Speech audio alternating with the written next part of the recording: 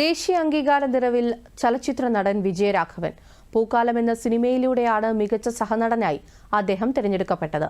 അദ്ദേഹം നമ്മളോടൊപ്പം ചേരുകയാണ്. ഈ നിമിഷം എന്താണ് പ്രേക്ഷകരോട് പങ്കുവെക്കാനുള്ളത്?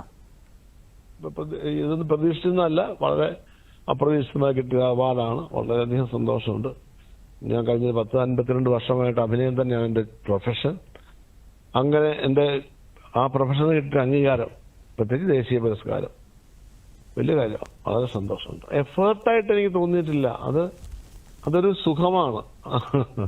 അങ്ങനെ അതിലേക്ക് എത്തിച്ചേരുക, അങ്ങനെ കഥാപാത്രമാകാൻ വേണ്ടി നമ്മൾ ഓരോന്നോരോന്ന് പരിശ്രമിക്കുക, അതൊരു എഫേർട്ടല്ലല്ലോ. അതൊരു ഭയങ്കരമായൊരു രസമുള്ള കാര്യമാണ്, രസമുള്ള പ്രക്രിയയാണ്. അത് അങ്ങനെ നമ്മൾ തേടിയെത്തുക, അങ്ങനെ കഥാപാത്രം നമ്മളെ തേടിയെത്തുക എന്നുള്ളതാണ് ഏറ്റവും വലിയ ഭാഗ്യം. പിന്നെ അതിനെ നമുക്കിങ്ങനെ പ്രേക്ഷകനെ വിശ്വസിപ്പിക്കാൻ പറ്റുക. ഒരു 10-100 വയസ്സുള്ള ആളാണെന്ന് പ്രേക്ഷകനെ വിശ്വസിക്കണ്ടേ? ആ വിശ്വസിപ്പിക്കലാണ്, മേക്ക് ബിലീഫ്. അതിനുള്ള അതൊരു സന്തോഷമുള്ള കാര്യമാണ്. എനിക്ക് എഫേർട്ടല്ല. അഭിനയം ഒരു ഭാരമാകുമ്പോഴാണ് കുഴപ്പമാകുന്നത്. എനിക്ക് അങ്ങനെ ഭാരമായിട്ട് ഒരിക്കലും തോന്നിയിട്ടില്ല.